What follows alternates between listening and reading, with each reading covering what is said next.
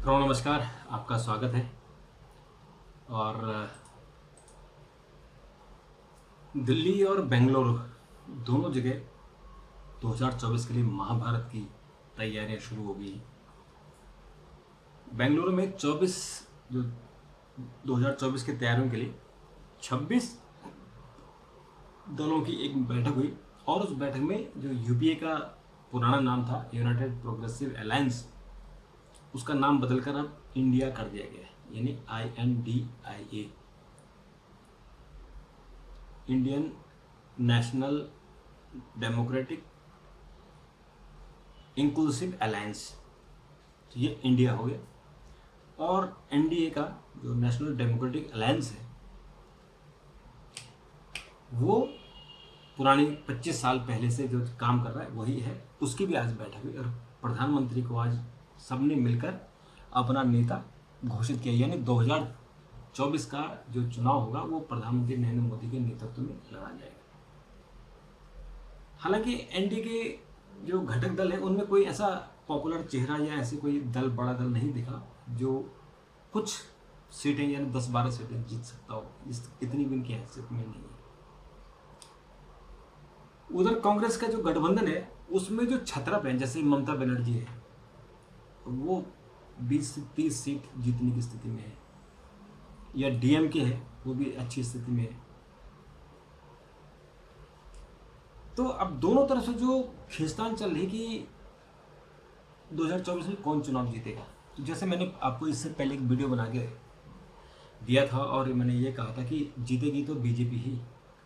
उसके पीछे जो कारण है, जैसे आज ही अभी बेंगलुरु में बैठक हुई, प्रेस कॉन्फ्रेंस हुई और सबने विपक्ष की संयुक्त एकता बताया, नाम इंडिया किया, लेकिन बाहर निकलते सीताराम येचुरी जो सीपीएम के महासचिव हैं उन्होंने घोषणा कर दी कि बंगाल में हमारा गठबंधन नहीं होगा। तो गठबंधन कहाँ होगा, आप तो हैं ही बंगाल में थोड़े से 1% बचे हुए हैं। केरल में आपकी कांग्रेस से लड़ाई है तो वहां आप कैसे गठबंधन करेंगे, मुझे समझ नहीं आया। कांग्रेस तृणमूल कांग्रेस से पश्चिम बंगाल में कैसे गठबंधन करेगी, कांग्रेस आम आदमी पार्टी से दिल्ली में कैसे गठबंधन करेगी। ये बेसिक सवाल है, मूल सवाल है जिनका जवाब कांग्रेस को ढूंढना है और इन जो नया इंडिया बना है इसको ढूंढना है। चलो ये हम मान लेते हैं कि तमिलनाडु में कांग्रेस कमजोर है तो डीएमके के पीछे उनको 1-2 सीटें मिल जाएगी, उसमें संतोष हो जाएगा। बिहार में क्या होगा, हालांकि बिहार में बीजेपी बहुत कांग्रेस बहुत कमजोर हो गई है, लेकिन वहाँ जो लालू का और नीतीश कुमार का अलायंस है उसमें कितनी गुंजाइश होगी कि वो कांग्रेस को सीट दे सके। तो कांग्रेस को तो खोना ही खोना है, उसको मिला क्या ये कांग्रेस को सोचना है। तो 2024 का चुनाव, आज दिल्ली में एनडीए की मीटिंग में 38 दल शामिल हुए और प्रधानमंत्री ने उसके बाद एक लाइव भाषण दिया, जैसे उनका स्टाइल है, वो इवेंट तो बनाना जानती हैं लेकिन भाषण देना नहीं भूलते हो, चाहे कुछ भी हो जाए। अंदर की बैठक जो मीटिंग होनी थी उसको भी उन्होंने लाइव कराया और उसके बाद उन्होंने बहुत सारी बातें की, जैसे उन्होंने कहा कि बेंगलुरु में जो लोग मिल रहे हैं उनमें अंतर्द्वंद है। उन्होंने कहा कि एनडीए की हमारे शासन में हमने जो लोगों ने काम किया उनको रिकॉग्निशन मिला, प्रणब दा को भारत रत्न दिया,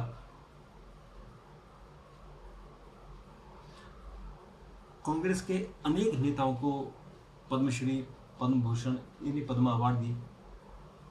तो उन्होंने कहा कि वो उनकी जो एनडीए है वो बेसिकली किसी को सत्ता से हटाने के लिए नहीं बल्कि देश को एक मजबूत स्थायी सरकार देने के लिए बना है।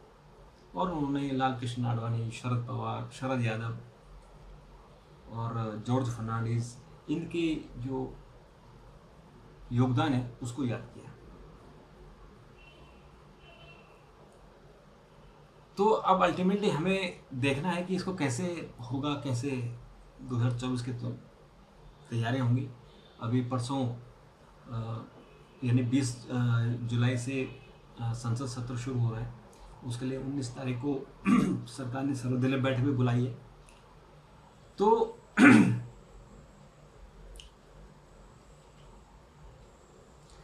अब इसके लिए जो इसी से ही अब मतलब इसके बाद तुरंत दिसंबर में 4 राज्यों के चुनाव होने और उसके बाद फिर काउंटडाउन शुरू हो जाना 2024 का। तो ये तो तैयारियां आज हो रही हैं, ये बेसिकली 4 राज्यों के चुनाव एक क्वार्टर फाइनल के तौर पर और फिर सीधे फाइनल है, यानी मार्च अप्रैल में लोकसभा के चुनाव हो जाने। तो मित्रों आज ये है और अब जब इसमें डेवलपमेंट होगा हम आपको बताएंगे। मित्रों आज एक और खबर है कि ब्रजभूषण शरण सिंह को जमानत मिल गई है क्योंकि चार्जशीट सबमिट हो गई है, उनको एक्यूज बनाया गया है।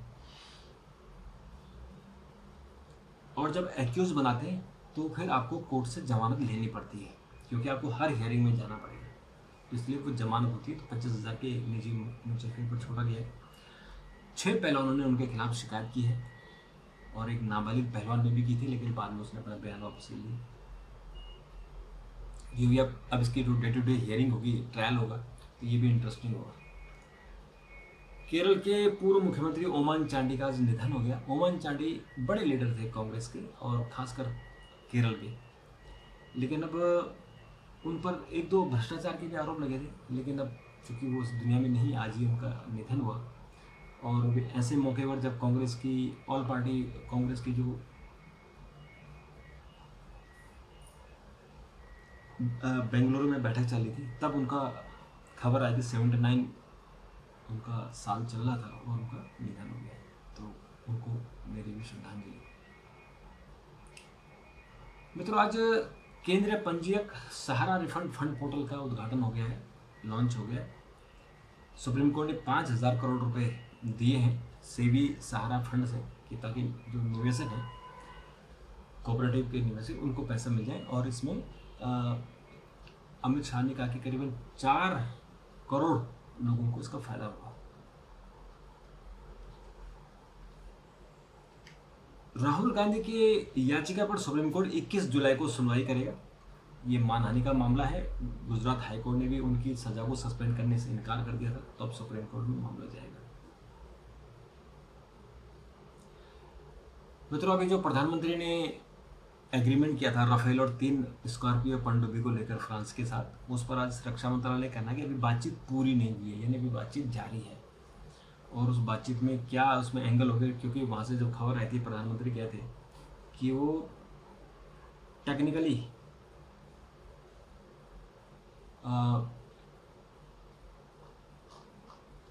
ये जो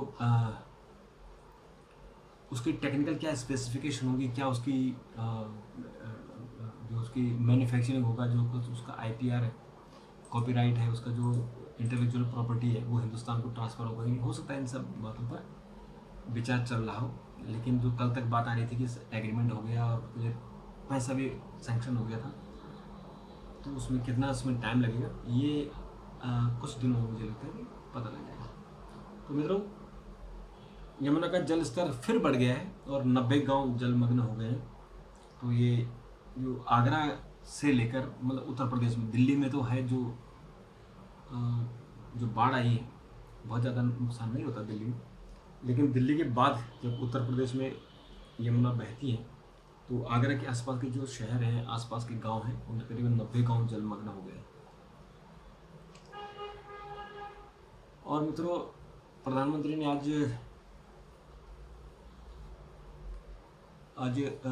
पोर्ट ब्लेयर में सावरकर इंटरनेशनल एयरपोर्ट का उद्घाटन किया और वहाँ उन्होंने कहा कि जो बेंगलुरु में कट्टर भ्रष्टाचारी संकलन हो रहा है तो ये इनका ठीक रहता है। लोकसभा जो आज मीटिंग हुई है उसमें आज चिराग पासवान को प्रधानमंत्री ने बहुत दुलार किया और जब पासवान की डेथ हुई थी तो प्रधानमंत्री खुद गए थे, लेकिन उसके डेथ के बाद रामविलास पासवान जी की, उसके बाद जब दोनों भाइयों में झगड़ा हुआ और पशुपतिनाथ ने विद्रोह कर दिया, उसकी पार्टी के 6 में से 5 विधायक सांसदों को तोड़ दिया, तब प्रधानमंत्री चुप रहे। और चिराग पासवान बार बार कहता रहा कि वो एनडीए का पार्ट है, वो एनडीए से नहीं जाएगा, लेकिन बीजेपी ने उसको भाव नहीं दी तो उसको एनडीए छोड़ना पड़ा। और अब प्रधानमंत्री ने जिस तरह से गले लगाया वो इंटरेस्टिंग था, एक छोटे बच्चे की तरह।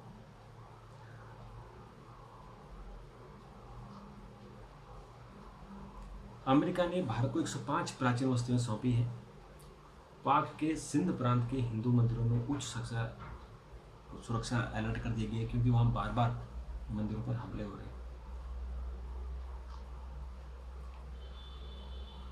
मित्रों, भारत दुनिया का तीसरा सबसे तेजी से बढ़ने वाला विमानन बाजार बन रहा है। प्रधानमंत्री ने कहा कि अगले टर्म में भारत विश्व की तीसरी महाशक्ति होगा। अडानी ने आज फिर कहा कि हिंडनबर्ग की रिपोर्ट पूरी तरह से गलत है और ये कंपनी को बदनाम करने के लिए लाया गया था। वीडियोकॉन संस्थापक धूत के बैंक खातों की कुर्की के आदेश हुए। एक ज़माने में वीडियोकॉन का कितना बड़ा नाम था, लेकिन गलत स्टैंड लेने से आज इसकी कंपनी की कितनी बुरी हालत हो गई है। तो मित्रों, आज के लिए इतना ही। कल फिर मुलाकात करेंगे, तब तक के लिए नमस्कार, थैंक यू, धन्यवाद।